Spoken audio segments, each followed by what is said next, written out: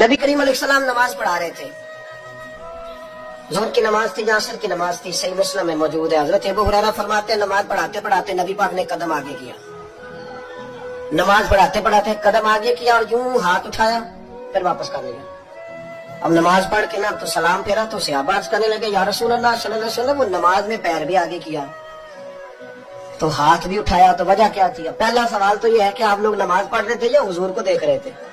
तो सहाबा तो पहले ही बताते हैं कि भाई हम तो पहली साहब में नमाज इसलिए पढ़ते थे कि नमाज भी होती रहती थी और चुपके चुपके महबूब की दीद भी होती रहती थी। हुजूर से पूछा, या रसूल अल्लाह, वो नमाज पढ़ते पढ़ते कदम आगे बढ़ाया आपने तो फिर पीछे कर लिया, क्या था? और हाथ उठाया तो फिर आपने नीचे कर लिया। तो नबी करीम फरमाने लगे, नमाज पढ़ाते पढ़ाते जब मैंने कहा ना समी अल्लाहु लिमन हमीदा, अचानक मेरी नजर उठी तो जन्नत में चली गई। नजर उठी तो जन्नत में, तेरे लिए 2-4 कदम अर्श भरी है। तो महबूब फरमाते हैं जब मेरी ऊपर नजर गई ना तो मैंने देखा कि अंगूरों का एक खोशा लटक रहा है जन्नत में। तो मैंने हाथ बढ़ाया कि तोड़ लूं। हुजूर खड़े हैं मस्जिद नबवी में और फरमाते हैं कि मैं यहाँ खड़े हो कि हाथ ऊंचा करूं तो मेरा जन्नत तक पहुंच जाता है।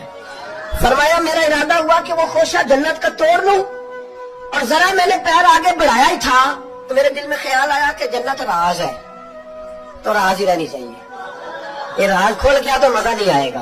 तो मैंने फिर वो हाथ वापस कर लिया। सहाबा कहते हैं जब नबी करीम ने ये बयान किया तो हमारे चेहरे ने तजस्सुस से खेल उठे। तजस्सुस से हम कोई बात और भी सुनना चाहते थे। तो महबूब फरमाने लगे, अगर मैं वो खोशा तोड़ के ले आता और तुम्हें दे देता, तुम कयामत तक भी खाते रहते तो तुमसे खत्म नहीं होना था।